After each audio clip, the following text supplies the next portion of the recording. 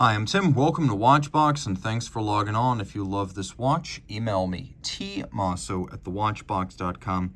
It's in the description below.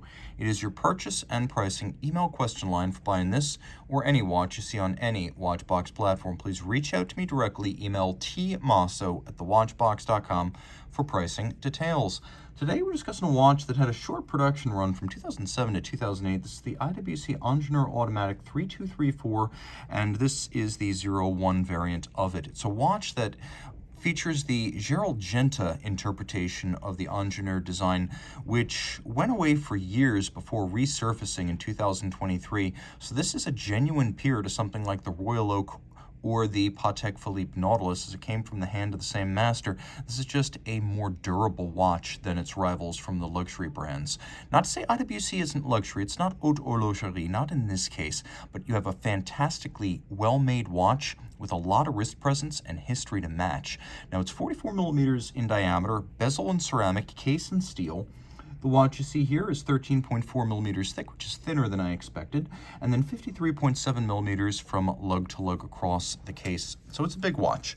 On my 16 centimeter circumference wrist, you can see the watch is large. I'm going to recommend it for a wrist of 17 centimeters circumference or larger. I think you need a wrist a little bit larger than mine to wear this well. You can see that the lugs are really out to the edge of my wrist, and maybe the over-the-top shot shows that the best. That said, it's not super thick, and it does feature a stepped case flank to help to submerge the watch underneath the cuff.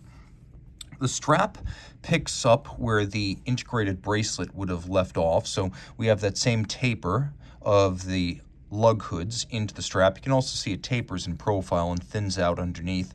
We have a little bit of a fauxtina here, as there's a ecru stitching to contrast with this embossed pattern on the leather. It's thickly bolstered, and then you can see on the bottom it has a conventional inlay of calfskin. This one's made in Italy. It is an IWC factory strap in brand new condition. And then we've got a matching IWC steel pin buckle with polish and satin. The case is principally of satin, although there are some polished aspects like the bevel along the edge of the case and the lugs, and the beveled surround of the end profile of the case. We also have a polished crown, and there's a flanking panel on each side of the crown that's polished. Again, all of this to break up the large case, so we have a couple of deft strokes of contrast in the use of satin and polish. And then we have contrast in color with the matte finished black ceramic bezel featuring the design originally coined by Genta. Now the dial features a overlapping and repeating I motif. It is an Ingenieur, after all, and in German, which is the language of IWC Schaffhausen, Ingenieur starts with an I. We have rhodium-plated steel indices by Arabic numerals and hands. There is plenty of luminescence, and we're going to see it now. The watch is 120 meters water resistant with a screw-down crown, so it is a true sports watch. You can see that there's a little plinth outboard. There's a metal panel at 6 and a 12 to break up the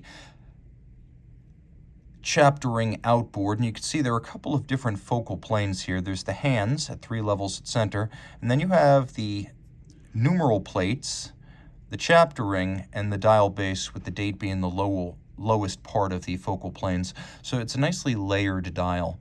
Turn it all over, you can see what drives the machine. It is an IWC caliber 80111. You might ask, what's the difference between an 80111 and an 80110? Well, this is just a little bit thinner. That's what this is here. You can see it has a pawl-based winding system, bidirectional winding action. The pawl and wheel system, designed by IWC watchmaker Albert Peloton in the late 40s, industrialized in the 50s.